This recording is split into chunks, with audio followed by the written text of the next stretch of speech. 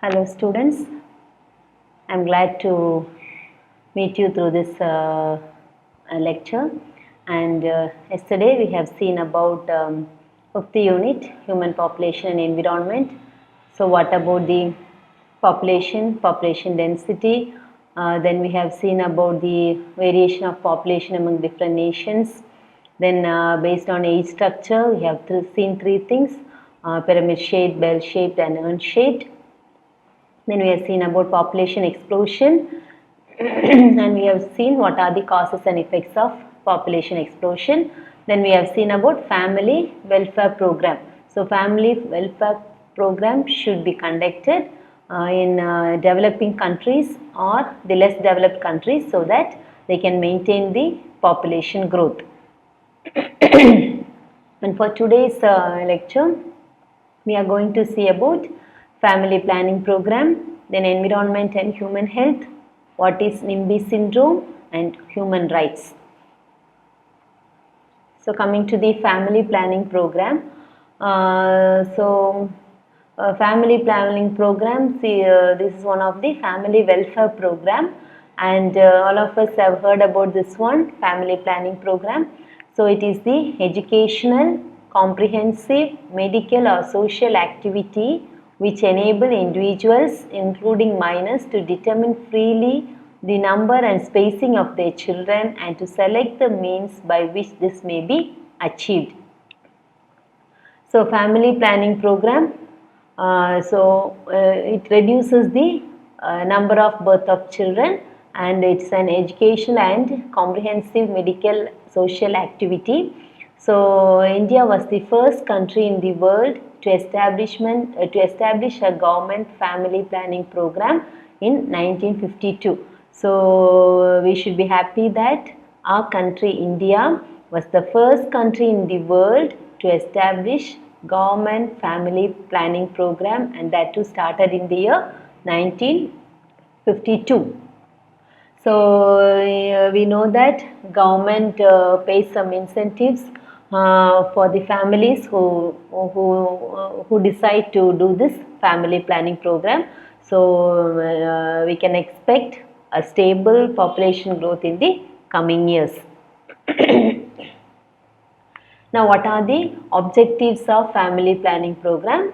So the main objective is to reduce infant mortality rate to below 30 per 1000 infants. So infant death rate should be reduced to below 30 per 1000 infants. If you are taking 1000 infants, then the infant death rate should be below 30. So that is the main objective. Then achieve 100% registration of birth and death, marriage and pregnancy. So 100% registration of birth, death, marriage and pregnancy should be there. Then encourage late marriages and later childbearing. So child marriage should be stopped. Then late childbearing. Then encourage breastfeeding. Then it enables to improve women's health, education and employment. So family planning program, it improves the health of a women, then education and employment will be improved. Then make family planning available to all women who wanted to choose the number of children and the spacing of births. So this is better for spacing of, that is the difference between first child and the second child. So that is known as spacing of birth, and how many number of children they want. So they can choose it. Then to stop the spreading of AIDS and HIV. So that is another objective. Then prevent and control of communicable diseases. So this type of diseases can be prevented and controlled. Then promote small family norms. So in school and all, in first standard and all, students will be studying small family, big family and all. So government encourages small family. Then making school education compulsory up to age 14, that is free education. So in this family planning program, this is also an objective. So school education up to the age 14 should be made compulsory, and it is a free education. So these are the objectives of this family planning program. Then the next one is methods of family planning of fertility control methods. So what are the methods used in family planning, or it is known as fertility control methods. So there are two types of methods. One is the traditional method and another one is modern method. So traditional method, it is traditions like taboos, folk medicine and all they used to give. But nowadays no one goes for the traditional method, they are going only for the modern method. So modern method, there are two types. One is permanent method, another one is temporary method. So permanent method means after it is done, the childbirth will be stopped. Whereas in temporary method, there will be a particular spacing. So spacing between the first child and second child can be increased. So difference can be 3 years or 2 years or 5 years depending upon the health of a woman. So first one is permanent method. So permanent method or sterilization, it is done by a minor surgery. A small surgery will be done, and here tubectomy method and vasectomy method is there. So tubectomy is female sterilization done by tying the tubes that carry the ovum to the uterus. So the tube that carries the egg cells will be tied together. That is known as tubectomy, and this is done in female. And in male also sterilization can be done by tying the tubes that carry the sperm. So sperm carrying tubes will be tied, and that is known as vasectomy. This can be done in a male. So there are two types of methods, and this is permanent method. So both are simple procedures. So by using local anesthesia itself, anesthesia, it can be done. It is painless and they do not have any post-operative problems are not there. So this is the permanent method. So after tubectomy or vasectomy is done, there will not be any birth of child for that particular individual. The next method is temporary method. So temporary method, mainly two types are the condoms and copper teas are there. So condoms are used by males to prevent sperms, and copper teas are small objects that can be used for female individual so that the ovum will not be fertilized. But this copper tea, it will not disturb any function in the woman's life. Then the third one is, see, some pills, medicines or injectable drugs are also available that prevents the fertilization of sperm and egg cells or ovum. So these are the three methods, and these are the temporary methods. So when needed, it can be removed, and again the birth method will take place. So first method, permanent method, we have seen, no, in this permanent method there will not be any further children, but in temporary method there is a chance of getting children. So it is temporary method is only for spacing, gap between the first child and the second child. Then coming to the family planning program in India. So what about the family planning program in India? So in 1952, India started the family planning program. So it was started in the year 1952, and in 1970, Indian government forced family planning campaign all over the country. Even though it was started in 1952, in 1970 government forced. In 1978, the government legally raised the minimum age of marriage for men from 18 to 21 and for women from 15 to 18. See, the age of women earlier was 15 and for men it was 18. But in 1978, the government raised the changed or increased the minimum age of marriage for men to be 21 and for women to be 18. Then in 1981, census report showed that there was no drop in population. See, even though all these things were introduced, there was no decline in population. So since then, funding for family planning programs has been increased further. See, but it was introduced in 1952, but till 1981 there was no drop in population. So government decided to give funds or to give incentives for the family who opt for family planning. So nowadays, most of the family, they are doing family planning programs, and the health of the women is maintained. So this family planning is becoming effective nowadays. So, so the government is taking some steps to decrease the population growth. Hope you have understood family planning program. And the next one is environment and human health. So environment is interlinked with health, or the health of a human individual is linked with the environment. So human health and environment are two inseparable entities. Both are combined. It cannot be separated. So if environment gets disturbed, then human health will be affected. So generally, a physical fit person not suffering from any disease is called a healthy person. We usually tell that if a person is physically fit and if he is not suffering from any disease, you can call him as a healthy person. But the factors like nutritional, biological, chemical or psychological which causes harmful changes in the body conditions are called disease. See, can tell without any disease is a physical fit person.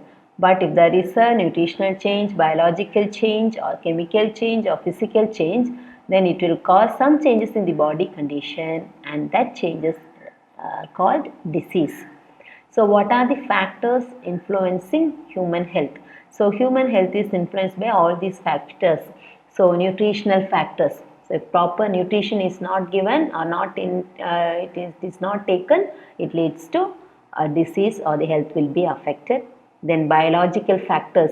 So the disease producing germs, everything will be all around us, microorganisms, viruses, bacteria, fungi, all these are there. So if you are not clean and if you are not hygienic, then these biological factors will be affecting. Then chemical factors based upon the chemicals that are being used. So chemical factors also cause disease. Then psychological factors. So emotional factors. If you are not emotionally fit, then you are not healthy also. So all these factors affect human health. So nutritional factor, biological factor, chemical factor and psychological factor affect human health. Now what about the environmental degradation due to population explosion? Last class we came to know that population explosion or the increase in population causes a degradation in the environment. So here we can see that environmental degradation is caused by dramatic increase in the world population and population density in different parts of the world. So the population increases, then it is degradation of environment because 85% of the natural resources will be used. So there will be more exploitation of natural resources. So people living in urban area, they produce little food but consume more natural resources, generate more waste, polluting the environment. Hope you have understood this sentence. See, in urban areas, people living in urban areas, they will be producing only little amount of food materials, but they will be consuming more amount of natural resources, thereby generating more waste, thereby polluting the environment. Urban area இருக்கக்கூடிய people, அவங்களுடைய production, food production கம்மியாக தான் இருக்கும், ஆனால் consumption அதிகமாக இருக்கும். Natural resource அதிகமாக consume பண்ணுவாங்க. So waste generation will be more, pollution also will be more. So earth surface and surrounding environment is very important to human health. So environment வந்து it's very very important. நம்ம எங்கே இருக்கோமோ அதை சுற்றி இருக்க environment is very important. That decides our health. So environment is polluted due to only human beings, man-made activities, and millions of people die every year due to this environmental pollution. Illness, sickness caused due to this environmental pollution.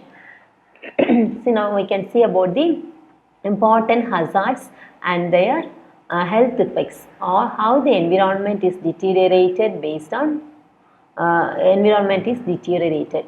So physical hazards, chemical hazards and biological hazards are there. We'll see one by one. First one is physical hazards and their health effects.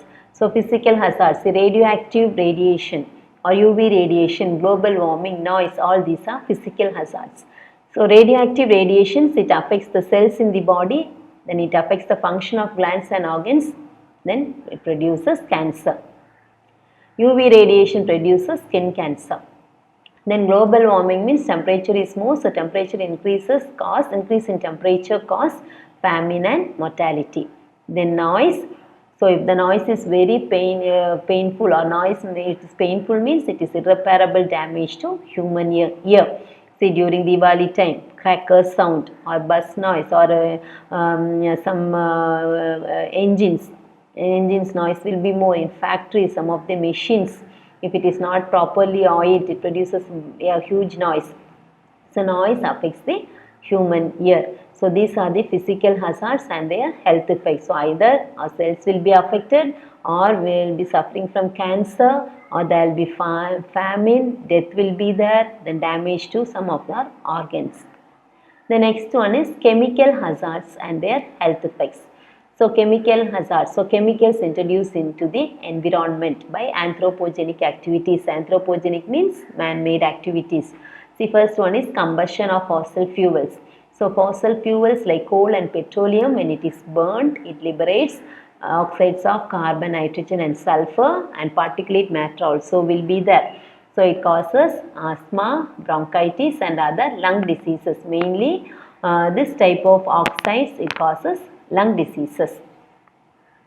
The next one is industrial effluents, that is toxic, poisonous industrial effluents. It kills the cells and causes cancer and death. Then pesticides like DDT and chlorinated pesticides, it affects the food chain. Already we have seen this one, biomagnification we have seen. So DDT is dichloro-diphenyl trichloroethane, and this one even a small quantity, milligram quantity, if it enters the food chain, then it affects each and every individual in the food chain, and finally it will be in the magnified form. So that affects the food chain. The next one is heavy metals like mercury, cadmium, lead, fluoride, nitrate. It will be contaminating water and causes ill effects. So all the heavy metals, it will be contaminating water. Then chlorofluorocarbon, it damages the ozone layer. So more UV radiations will be entering into the earth's surface, causing skin cancer. So all these are chemical hazards. So burning of fossil fuels, then poisonous industrial effluents discharged into the water bodies, then using pesticides like DDT and chlorinated pesticides in agricultural fields, then usage of heavy metals, it contaminates water, then usage of chlorofluorocarbons damages the ozone layer and it causes skin cancer. Next one is biological hazards and their health effect. So biological hazards, bacteria, viruses and parasites. So it causes diarrhea, malaria, parasitic worms, anemia, respiratory disease, cholera, etc. So now we also know that this coronavirus, so it is affecting all the people, and we are protecting from another individual. So if you cough or if you sneeze, you have to use a handkerchief, or you should cover your mouth. So this preventive measure can be taken every time, not only during this period but during every time. So these microorganisms, bacteria, viruses and parasites, we cannot see, it is invisible, but it causes huge health effect. So diarrhea, malaria, then anemia, all these things are caused. Respiratory diseases will be there. Now how to prevent this? What are the preventive measures? So always wash your hands before sitting for food.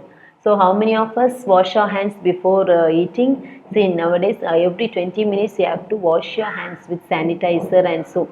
So that is being made mandatory by the government to safeguard us from the coronavirus, COVID-19. So cut short and clean your nails systematically. We should cut short our nails and clean it systematically, because this growth of nails, once it become a fashion. First only girls used to do, now boys also used to grow long nails, but it should be, this one should be, we should not grow nails. The growth of our nails should be cut properly. Our nails should be cut properly. Then maintaining the skin, teeth, hair of our body. So we should take a proper bath. Then we should brush our teeth. and combo hair. So everything should be maintained. Then drinking chemically treated and filtered water. We should drink filtered water and treated water. Then we should eat food always while it is in hot condition. So this is now they are telling that if you have a throat sickness, so you have to use hot water. So same thing, you have to eat food always in the hot condition. Then before cooking, you have to wash the raw vegetables and fruits with clean water. Now it is made mandatory that we should wash all the fruits and vegetables in water using salt or vinegar. So the same thing we should do every day. Then try to avoid plastic containers and aluminium vessels. So plastic containers and aluminium vessels should be avoided. Do physical exercise to have proper blood circulation in the body. How many of you are doing physical exercise? So we are supposed to do physical exercise daily, then only we have proper blood circulation. Nowadays we are sitting in our home, so it is lockdown. So simply sitting in our home, watching the mobile phone or watching the laptop, playing games, then proper blood circulation will not be there. It will lead to obesity. So we have to do physical exercise daily. So these are some of the preventive measures. So wash your hands before eating, or often wash your hands. The nails should be cut short. Skin, teeth and hair should be maintained. Then we have to drink treated and filtered water. Then eat food always in the hot condition. Then before cooking we have to wash the vegetables, and before eating we have to wash all the fruits. Avoid plastic containers and aluminium vessels. Then do physical exercise to have proper blood circulation. So if we maintain some of these things, our health can be maintained. The next one is NIMBY syndrome. So NIMBY syndrome means, NIMBY means not in my backyard. So which describes the opposition of residents to the nearby location of something they consider undesirable, even if it is clearly a benefit for many. See, living in a particular area, it is undesirable, but for many of them it may be a benefit. So that is known as NIMBY syndrome, not in my backyard. Undesirable. அங்கே நல்லா இருக்காதுங்கிற இடத்துல residents should not be there. People should not stay there. But many tell that even if I stay there, I have so many benefits. See, for example, an incinerator, ethanol plant, nuclear power plant, prison. So if you are living in these nearby areas, there will be more health effects, more diseases will be there, more pollution will be there, disturbances will be there. That is known as NIMBY syndrome. See, an airport is a typical example of an NIMBY complex. So it benefits the city economically, but no one wants it near them because of the noise pollution and traffic it generates. See, NIMBY complex means a particular area. You can tell airport is a NIMBY complex. So everyone wants an airport in their city. So என்னோட சிட்டியில் ஒரு airport இருந்தால் எனக்கு ஈஸியாக போயிடலாம்லான்னு யோசிப்பாங்க. But no one wants to stay near that area. Why? Noise pollution will be there, always traffic, cars and all the vehicles will be flying here and there in and around this airport. So because of that condition, no one wants to stay nearby. So an airport is an example of an NIMBY complex. And NIMBY syndrome means not in my backyard. That is, even though it is benefiting in the nearby location of something undesirable area, we should not reside or we should not live. So that is known as NIMBY syndrome. Then the next one is human rights. So human rights means fundamental rights which are possessed by all human beings irrespective of their caste, nationality, sex and language. So India is a democratic country, as all of us know. So irrespective of caste, nationality, sex and language, each and every individual has some fundamental rights. That is known as human rights. So these human rights, it cannot be taken by any governmental act or by any legislature. So as natural rights, they are seen as belonging to men and women by their very nature. So it is equal for both men and women. So India is a democratic country. So we should ensure happiness to all the situation with the citizens with equal rights, opportunities and comforts. So every citizen must enjoy certain rights and also has certain duties towards the country. So we should enjoy the rights and we have certain duties towards the country. So what is Universal Declaration of Human Rights? So Universal Declaration of Human Rights, UNDHR, by the United Nations was established in 1948. So what are some of the rights we can see? So first one is human right to freedom, human right to property, human right to freedom of religion, human right to culture and education, human right to constitutional remedies, human right to equality, human right against exploitation, human right to food and environment, human right to good health. So for all this we are having human rights, and we can see one by one what it is. So first one is human right to freedom. So every citizen has the freedom to express his views freely. So each one can express your views and ideas freely. Then citizens can assemble at any place to express their views. To express their ideas, citizens can assemble at any place. Then they have freedom to form unions or association. They can form union or association. They have freedom to build their houses wherever they like. Wherever they like, they can build their houses also. And they have full right to start any profession. They can start any profession. So this is the human right to freedom. So human right to freedom, and each and every citizen has a freedom to express his views. They can sit at any place for expressing. Then they can form unions and association. They can build houses, and they can start any profession. Second one is human right to property. So every human being has the right to earn property. So we can purchase land in any place wherever we like in India, and anywhere we can purchase land. So that is the human right to property. Then human right to freedom of religion. So every citizen has the freedom to choose their religion according to his wishes. So each and every citizen is free to choose his or her own religion. So all religions are equal before the law, and we can select any religion, we can choose any religion. That this is human right to freedom of religion. Then human right to culture and education.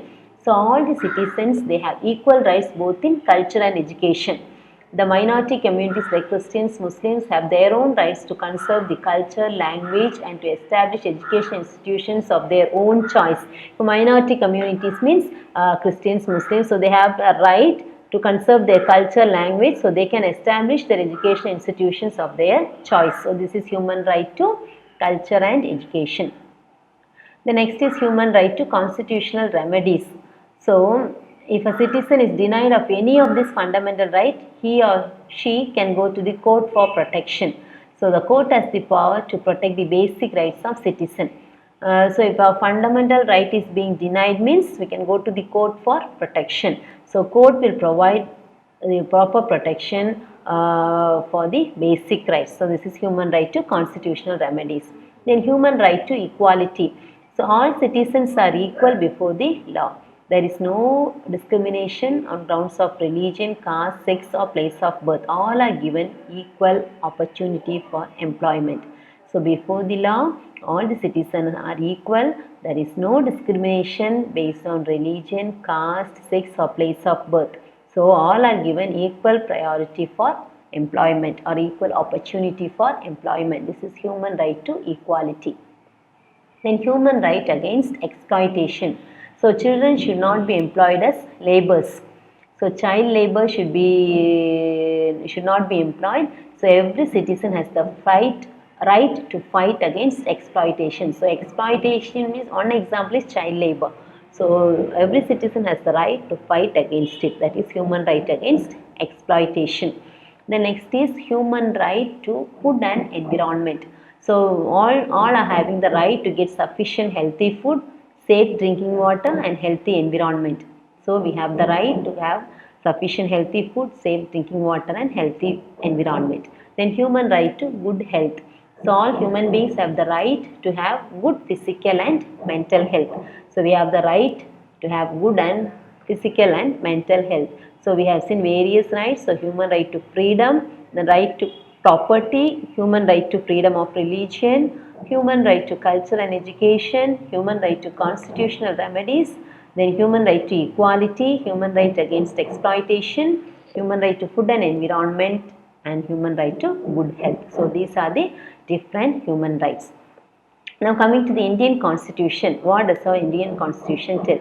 So Indian Constitution provides for civil, social, cultural, education and political rights, including the right to judicial enforceability. So there are various articles and we can see that what this article tells. So Article 14, it provides for equality before law. Equality before law. Then Article 15, it prohibits discrimination on the grounds of race, religion, caste, sex or place of birth. This we have seen in the human right. So that Article 15 says this one. So we have seen different human rights. So what about the articles? So that what's the article relating to that human rights. So 9 human rights we have seen, we are going to see that article. So from 14 onwards it is given. It prohibits discrimination on the grounds of race, religion, caste, sex or place of birth. Then Article 16, it provides for equal opportunity for all citizens in matters related to employment, equal opportunity. Then Article 19, it provides for freedom of speech and expression, forming association and union. First one we have seen, no? So we can form any association or union, we have freedom for speech and expression. Then Article 20, protection from conviction except in accordance with the law of the land. Land laws alone, otherwise we are provides protection from conviction. Then Article 22, it lays down the rights of a person in custody. So if a person is in custody, what about the rights? It's said in Article 22. Then Article 23, it prohibits traffic in human beings and all other forms of forced labor. So it prohibits the human being living area, traffic should not be, that is prohibited, and other forms of forced labor also is prohibited. Article 24 prohibits the exploitation of child labor. So there's a mistake in the statement. It prohibits the exploitation of child labor. So children should not be engaged as laborers. Then Article 25, it guarantees freedom to profess, practice and propagate a religion of one's choice.